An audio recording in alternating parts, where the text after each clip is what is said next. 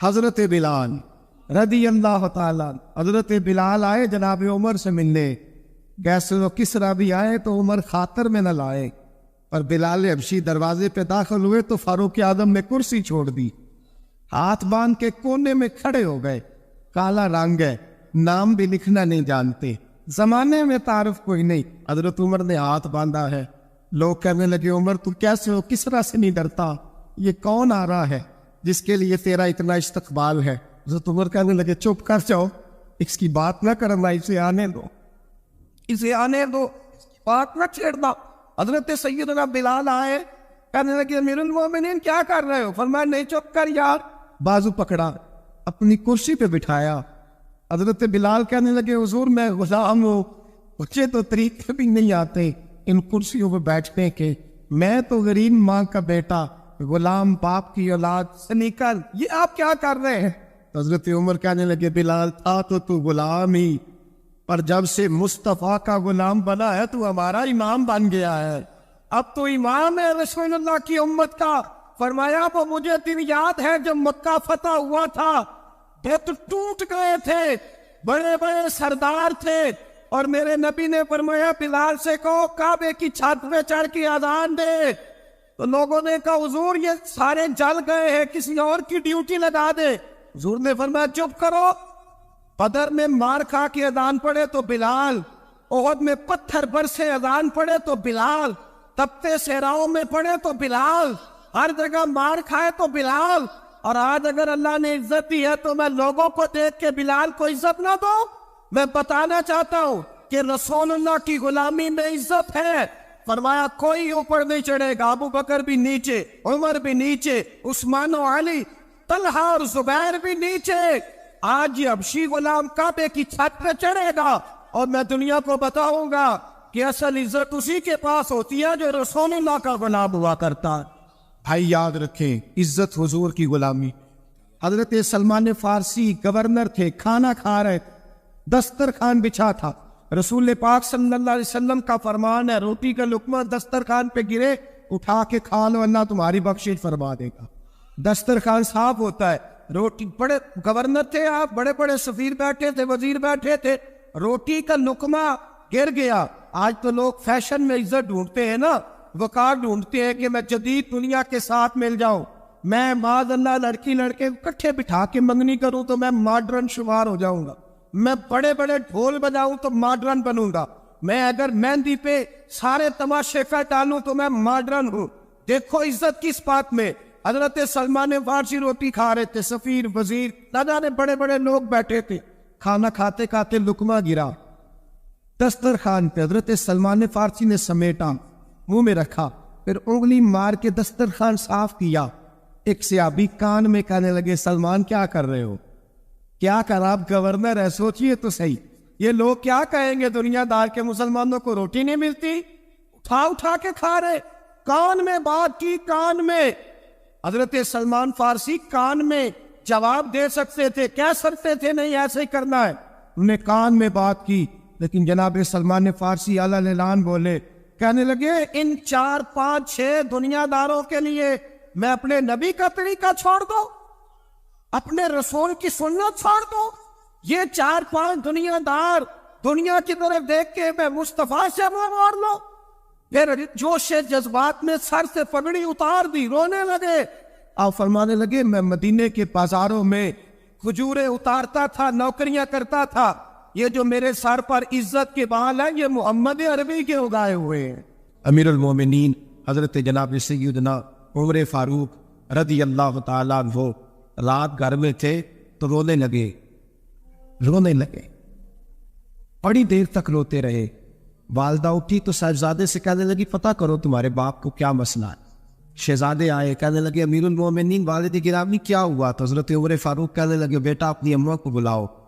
والدہ آ گئی، کیا بات ہے، کچھ طبیعت خراب ہے تو حکیم کا بندوبست کیا جائے۔ تو حضرت عمر کہنے لگے کچھ بھی نہیں، آج مسجد سے نکلا ہوں تو نبی پاک کے صحابہ میری تعریفیں کر رہے ہیں، یہ حضرت فاروق اعظم کے وصال کے قریب کے دن ہے، تعریف تو حضرت یہ رونے کی بات ہے کہ خوش ہونے کی؟ آپ فرمانے لگے نہیں، سوچتا ہوں باہر تو میں اچھا رہا ہوں، پتہ نہیں گھر میں ہی کوئی زیادتی نہ ہو گئی ہو، پتہ نہیں تمہارے ساتھ بھی میرے معاملات ٹھیک تھے کہ نہیں، صحابہ تو تعریف کرتے ہیں، رو رہا ہوں تمہاری وجہ سے نہ ہونا چاہو، بیوی ہی نہ کہے میرا حق ہی ادا نہیں کیا۔ یہ لفظ کہتے کہتے پہاڑ ہے یہ شخص، کیسر و کسرا کانپتے ہیں۔ حضرت عمر رو پڑے، بی بی سے کہنے لگے مجھے اللہ کی رضا کے لیے معاف نہیں کر دیتی؟ میرے اوپر بوجھ تھا امت کا، میں ساری رات مدینے کی گلیوں میں پھرتا تھا، دن سارا مسجد میں گزرتا تھا، میں تجھے وقت نہیں دے پایا۔ تو زوجہ کہنے لگی نہیں عمر، میں نے بھی زندگی میں اپنا کوئی سکھ چین نہیں دیکھا، کوئی چاؤ پورا نہیں کیا، میں کیسے معاف کر دوں؟ میں نہیں معاف کرتی۔ حضرت عمر زمین پہ بیٹھ رونے لگے، کہنے لگے چل معاف کر دے۔ کہنے لگے ایک وعدہ کرو، قیامت کے دن رب کریم کی بارگاہ میں میری سفارش کرو گے؟ اللہ کی بارگاہ میں عرض کرو گے کہ اللہ اچھی تھی، مجھے کپڑے دھو کے دیتی تھی، روٹی پکا کے دیتی تھی، میری عزت کی محافظ تھی؟ جناب عمر کہنے لگے تیرے ساتھ وعدہ ہے، رب اپنے فضل سے عمر کو جنت دے گا تو عمر تجھے جنت میں ساتھ لے کر کے جائے۔ بخاری شریف میں حدیث ہے، قاضی ایاز مالکی رحمۃ اللہ علیہ نے بڑی تفصیل سے لکھی ہے، راوی حضرت انس بن مالک ہیں۔ ایک بندہ بڑی دور سے آیا نبی پاک صلی اللہ علیہ وسلم کی زیارت کے لیے، بڑی دور سے۔ عرب کے جو سردار ہوتے تھے ان کے بڑے ناز نخرے ہوتے تھے، وہ خیر آج بھی ہیں، پروٹوکول کا ماحول آج بھی، یعنی وزیر صاحب کے آگے دو چار گاڑیاں نہ ہوں تو ان کو مزہ ہی نہیں آتا، پولیس والے آگے پیچھے بھاگیں تو حالانکہ ان کو نہیں پتا کہ جو پولیس والے آگے پیچھے بھاگ رہے ہیں نا، یہ حکومت بدلی تو گرفتار کرنے بھی انہوں نے آنا ہے، لیکن وہ بڑا مزہ آتا ہے جب لوگ گاڑی کے پیچھے بھاگتے ہیں۔ کیا بات ہے جناب، بڑی بات۔ اور ہماری طبیعتوں میں پتہ نہیں کون سی، تو نبی پاک صلی اللہ علیہ وسلم کی خدمت میں وہ شخص بڑی دور سے آیا، تو عرب کے بادشاہوں کا مزاج تھا، پروٹوکول بڑا چاہتے تھے، ان کا تو یہ طریقہ تھا کہ حکمرانی کرنی ہے جیسے بھی ہو۔ اگر کسی غلام نے دھوپ میں بندھا رہ گیا، اونٹ اور چھاؤں میں نہیں باندھا تو درے مارتے تھے، اور اگر اس نے کھول کے باندھ دیا تو پھر بھی مارتے تھے، کہتے تھے اتنا سیانا ہو گیا تو انہیں پوچھا ہی نہیں، خود بخود ہی باندھ دیا۔ وہ شخص حضور کی بارگاہ میں آیا اور بہت سارے لوگوں کے پاس کیونکہ وہ جاتا تھا اپنے سربراہ کا پیغام لے کے، تو وہ کانپ رہا ہے جب حضور کی بارگاہ میں گیا، ڈر رہا ہے۔ اب ذرا بات کو سمجھنا، نبی پاک صلی اللہ علیہ وسلم نے اس سے فرمایا کیوں ڈرتے ہو؟ سادہ آدمی ہے، دیہاتی ہے، بدو ہے۔ اللہ کے رسول نے تھپکی دی، کیوں ڈرتے ہو؟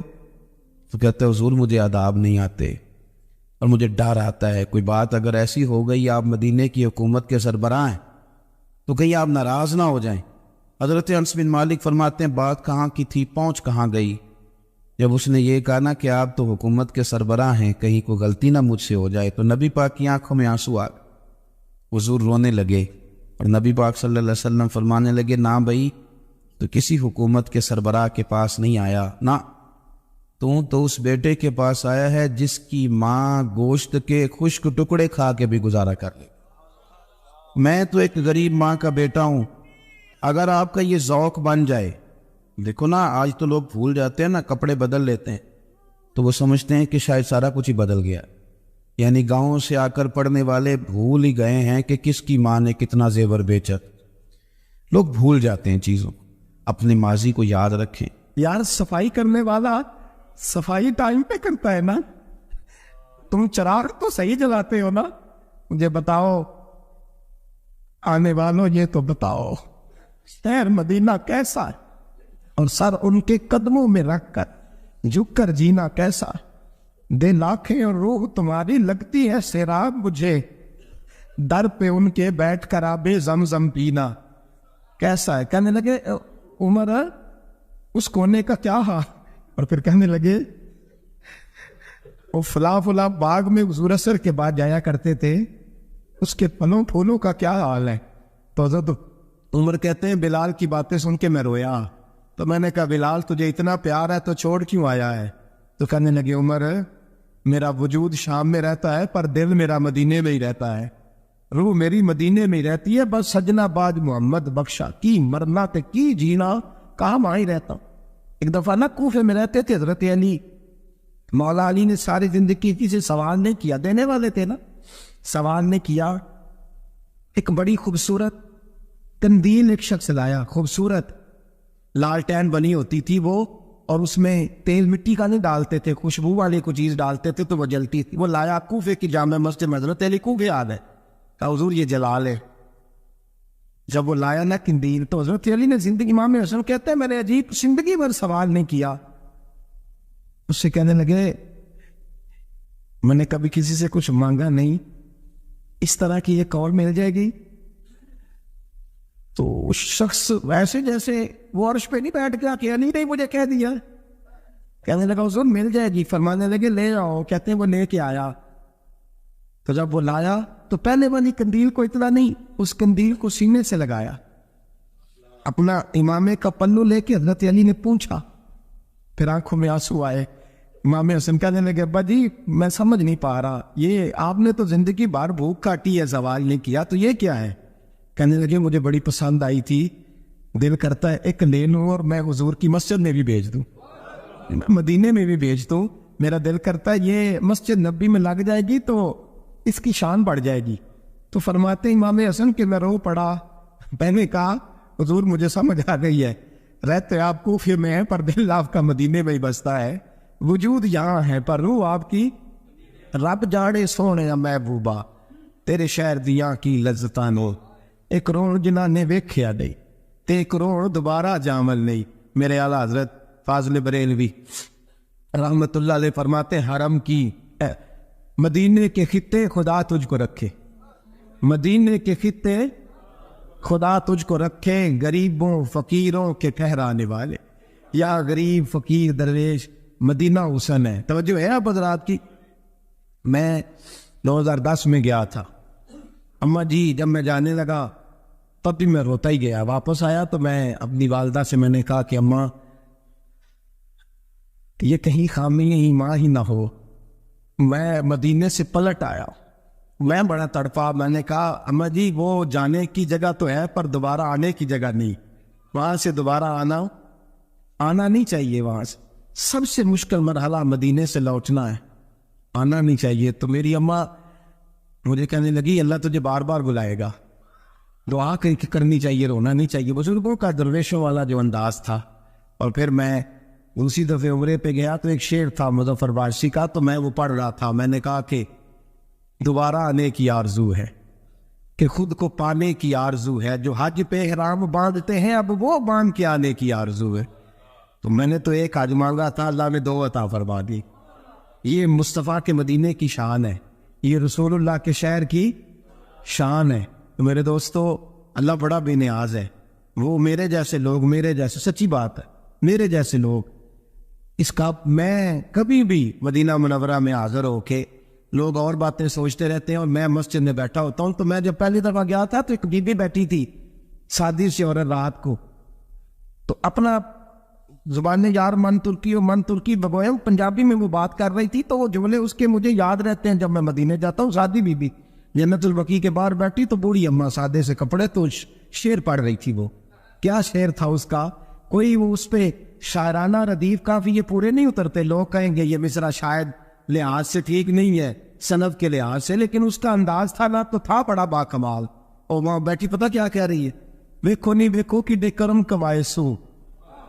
لوگ کہیں گے ردیف کافی کے لحاظ سے شاید ٹھیک نہیں, لیکن اس کی فکر کتنی ٹھیک ہے, سوچ کتنی ٹھیک ہے. کہتے ویکھو نہیں ویکھو کہ بے کرم کمائے سو, میرے جے گندے مندے در تے بلائے سو. سید عالم صلی اللہ علیہ وسلم کے وصال ظاہری کے ایام قریب آئے تو حضور نے سرخ پٹی باندھی. تیز بخار ہے نبی کریم کو, 2 صحابہ سہارا دے کے مسجد میں لائے. نبی پاک علیہ السلام کو بظاہر سہارا دے کے لایا گیا.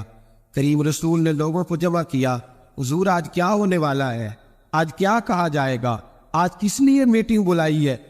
نبی کریم کے کل صحابہ جب مسجد میں جمع ہوئے تو کھچا کھچ مسجد بھری ہے. وصال ظاہری سے چند یوم پہلے کی بات.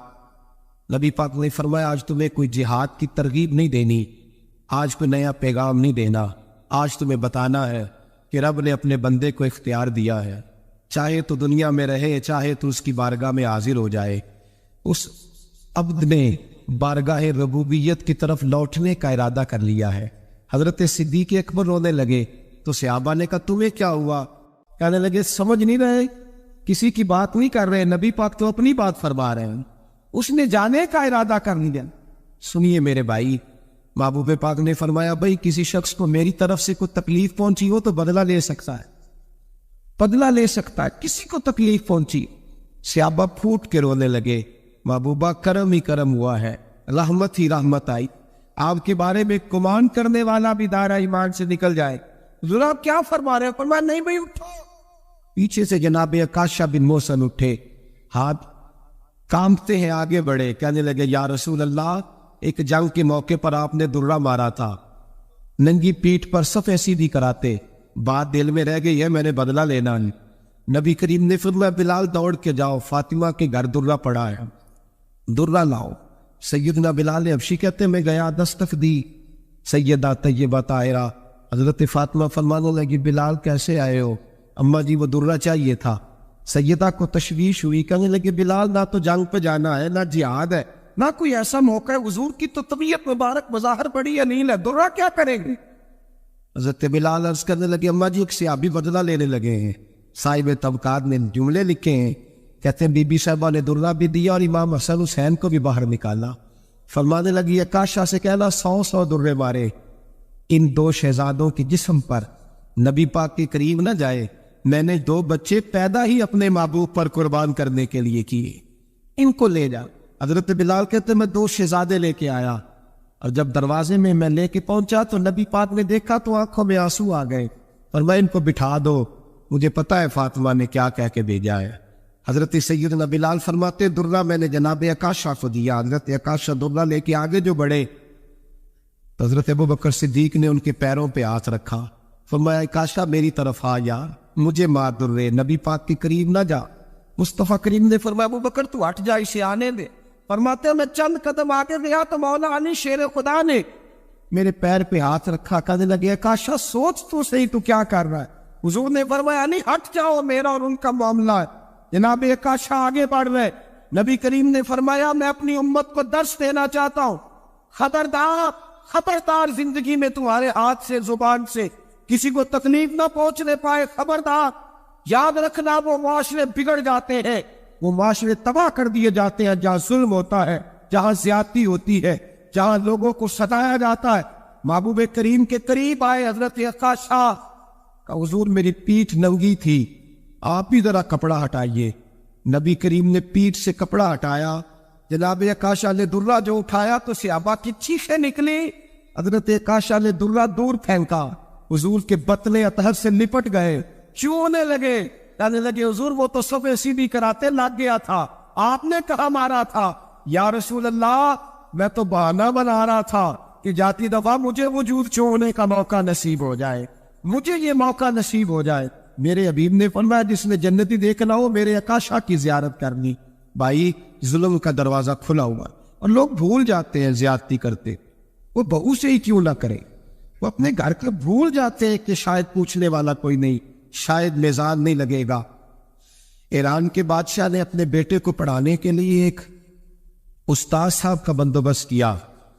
استاد صاحب کو کہا کہ میرے بچے کو دین پڑھائیے، میں چاہتا ہوں کل اس نے عنان حکومت کو سنبھالنا ہے تو یہ دین سے آگاہ ہو جائے، اس کو کچھ سکھائیے، پڑھائیے۔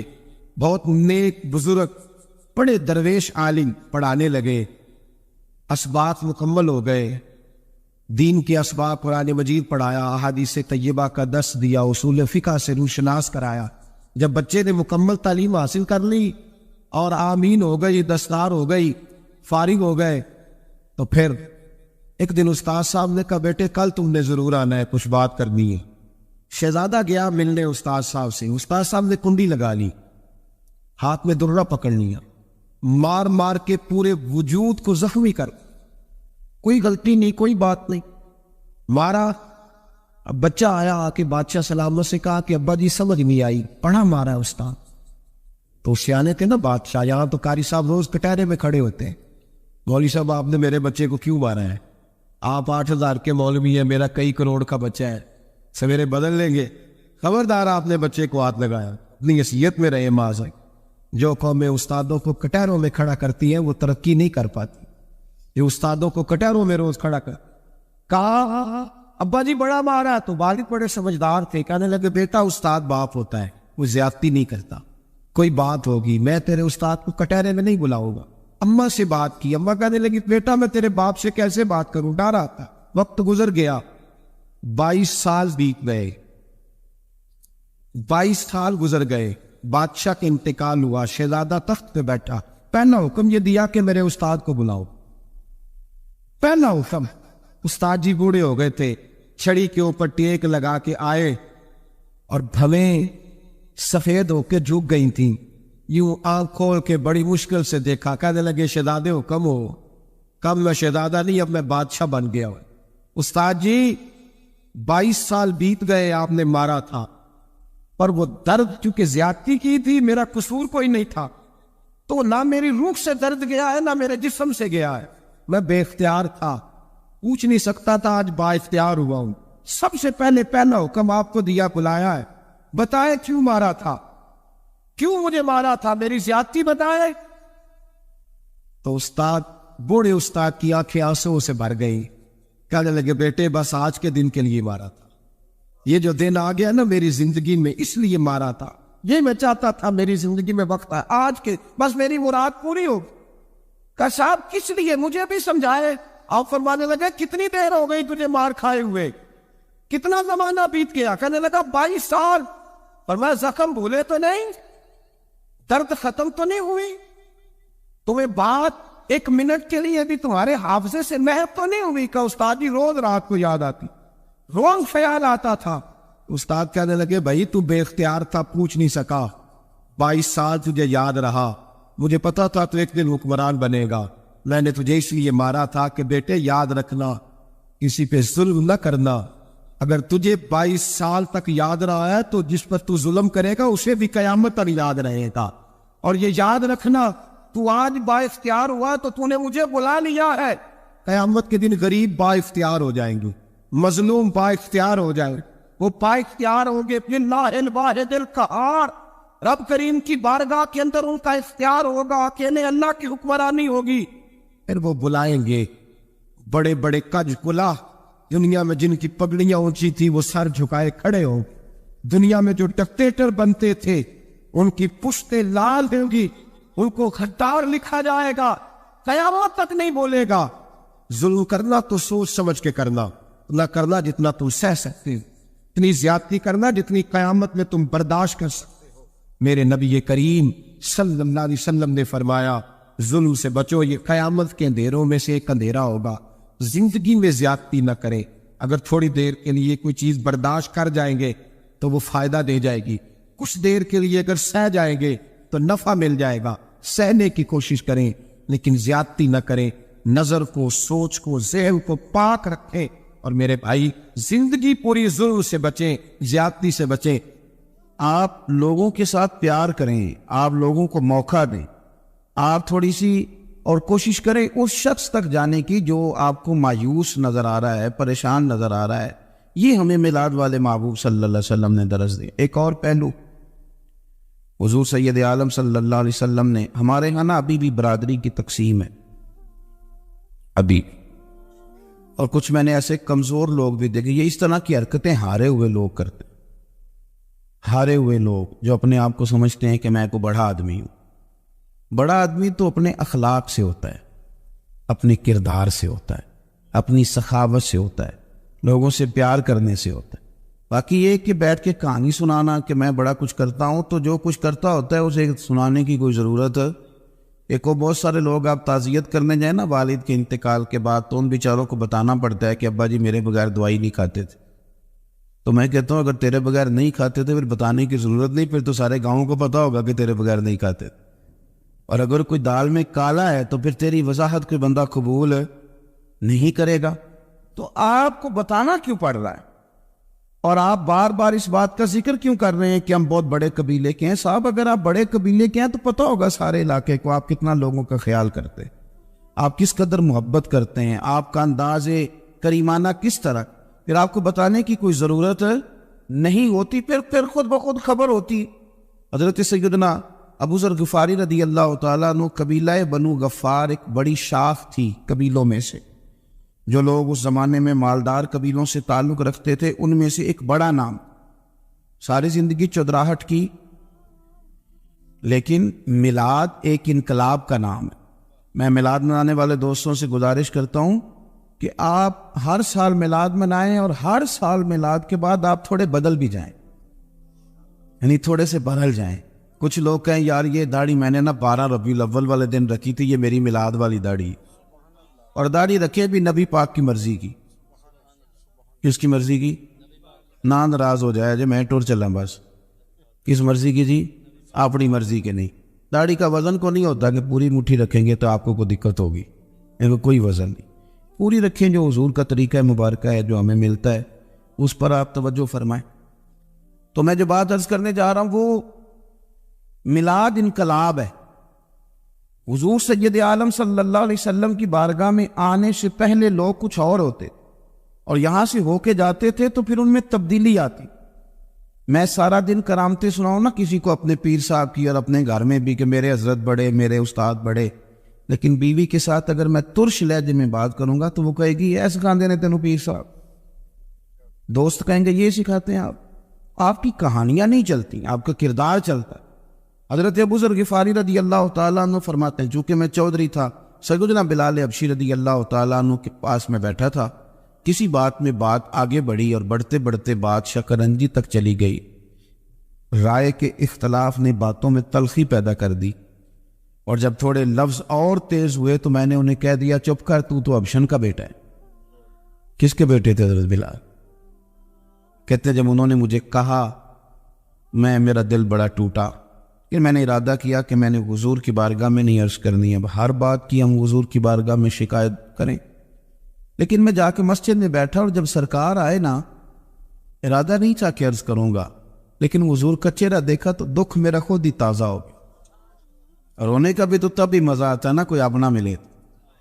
فرماتے ہیں کہ میرے آنسو نہ بغیر اختیار کے چھلک پڑے اور میں کھل کے روئے, کھل کے. قربان جاؤں محبوب کے بھی حضور نے پاس نہیں بلایا بلکہ نبی پاک اٹھ کے خود میرے پاس آئے اور مجھے کندھوں سے پکڑ کے سینے سے لگایا, اور جب میں کھل کے رو لیا تو حضور میرے آنسو پوچھنے لگے. کچھ شعر ایسے ہوتے ہیں جو کسی نے کہے ہوتے ہیں اور کہنے والا جو ہوتا ہے وہ صاحب حال ہوتا ہے, تو اس میں کچھ خوبصورتی زیادہ ہی ہو جاتی ہے. ایک پنجابی کے شاعر ہمارے گجرات میں گزرے, بزرگ تھے, ان کا ایک شعر ہے, وہ کہتے ہیں ایک واری میری آنکھیاں چوں اونا نے اتھرو پونجے سن, ایک واری میری آنکھیاں چوں اونا نے اتھرو پونجے سن, ہن تے چسکا پی گیا رونے دا. ایک واری میری آنکھیاں چوں اونا نے اتھرو پونجے سن, ہن تے چسکا پی گیا رونے دا تے ہر ویلے آغوزاری دا. تو میں روز رونے لگا ہوں, مزہ ہی بڑا آیا ہے جب سے محبوب نے چپ کرانا شروع کیا میرے عزیز. اور پھر حضرت بلال حبشی رضی اللہ تعالیٰ عنہ چونکہ حضور کے غلام تھے اور انہیں پتہ تھا کہ سرکار میری ناز برداری کرتے ہیں, حضور نے چپ کرایا. فرمایا کیوں روتے ہو؟ تو عرض کرنے لگے یا رسول اللہ صلی اللہ علیہ وسلم اگر میں ابشن کا بیٹا ہوں تو میری تو غلطی کوئی نہیں نا, یہ تو تقسیم اللہ کی ہے نا. الذی خلقک فسواک فعدلک فی ای صورت ما شاء رکبک, جس طرح وہ چاہتا ہے جس کو چاہتا ہے اس طرح کی اس کی صورت بنا دیتا ہے. تو مجھے ابشن کا بیٹا کہا جاتا ہے, میری غلطی کیا ہے؟ حضرت بلال نے بھی نہیں بتایا کس نے کہا, لیکن نبی پاک صلی اللہ علیہ وسلم نے کیا فرمایا. امام یوسف صالحی نے لکھا ہے, ذرا غور کرنا بات پر, تسلیاں لوگ اور رنگ میں بھی دیتے ہیں پر یہ تسلی بڑی انوکھی ہے. حضور فرمانے لگے بلال اگر تو ابشن کا بیٹا تو پریشان کیوں ہوتا ہے؟ کالے رنگ والی ماں کا بیٹا ہے تو پریشان کیوں ہوتا ہے اگر تیری والدہ کا رنگ کالا ہے؟ عرض کی حضور آپ کیا فرمانا چاہتے ہیں؟ تو سرکار فرمانے لگے میں دو ماؤں کا بیٹا ہوں, ایک جناب آمنہ جنہوں نے مجھے پیدا کیا اور ایک حضرت ام ایمن جنہوں نے میری پرورش کی, مجھے بڑا کیا. حضور فرمانے لگے میری ماں آمنہ کا رنگ گورا تھا اور میری ماں ام ایمن کا رنگ کالا ہے. تو فرمایا اگر تجھے کسی نے کالے رنگ والی ماں کا بیٹا کہا تو اسے کہہ دینا مدینے والے محبوب کی بھی تو ایک والدہ کا رنگ کالا ہے, تو کہہ دینا. حضرت بلال کہتے ہیں کہ وہ اس طرح کی تسلی تھی, طفل تسلیاں نہیں جس طرح کی ہمیں دی جاتی, وہ اس طرح کی خوبصورت تسلی تھی کہ اس کے بعد میرا دل ایسا ٹھنڈا ہوا, پھر کسی کا تانا نہیں رہا, پھر کسی کی تکلیف نہیں رہی. رسول پاک صلی اللہ تعالی علیہ وسلم نے یہ جو آج تقسیم ہے ہمارے ہاں اونچ نیچ کی, چھوٹے بڑے کی, ذات برادری کی, حضور فرماتے ہیں میں نے پاؤں کے نیچے رکھ کے کچل دی, اب اس کا کوئی سٹیٹس نہیں رہا, اب یہ کوئی معاملہ نہیں.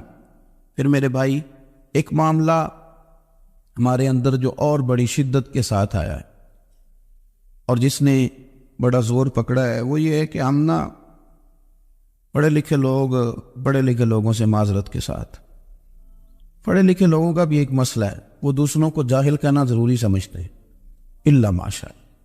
میں اکثر کہتا ہوں کہ یہ تو آسان کام ہے نا، آپ نے کہہ دیا جاہل نہیں جی سارے پنڈ والے، یہ تو بڑا آسان کام ہے، تو جان چھڑانے والی بات، ان پڑھ ہیں جی یہ اس قوم کا کچھ نہیں بن سکتا، ابھی تو آسان کام ہے، جان چھوٹ گئی۔ میں بھی کھڑا ہوتا ہوں نماز جنازہ کی امامت کرنے کے لیے، کبھی تو کہہ دیتا ہوں کہ جناب آج لوگوں کو نماز جنازہ کی دعا نہیں آتی، تو سوچتا ہوں کہ اگر کسی نے کھڑا کر کے پوچھ لیا کہ آپ نے کتنے لوگوں کو یاد کرائی ہے، ہم نے کبھی کہا کہ آؤ بیٹھو یاد کراؤں، تو اس کا جواب کیا ہے؟ تنقید کرنا آسان کام ہے اور تعمیر کرنا یہ مشکل مرحلہ ہے۔ عزیز دوست، ہمارے ہاں نا ان پڑھ بندے کے ساتھ اور اس بندے کے ساتھ جس کی سوچیں محدود ہیں، ہمارا رویہ اتنا تلخ ہوتا ہے۔ بھائی مزہ تو تب آتا ہے نا جب آپ کو کچھ لوگ کہتے ہیں میں اچھے کے ساتھ اچھا ہوں، تو اچھے کے ساتھ تو ساری دنیا اچھی ہوتی ہے، آپ نے اس میں کیا کمال کیا؟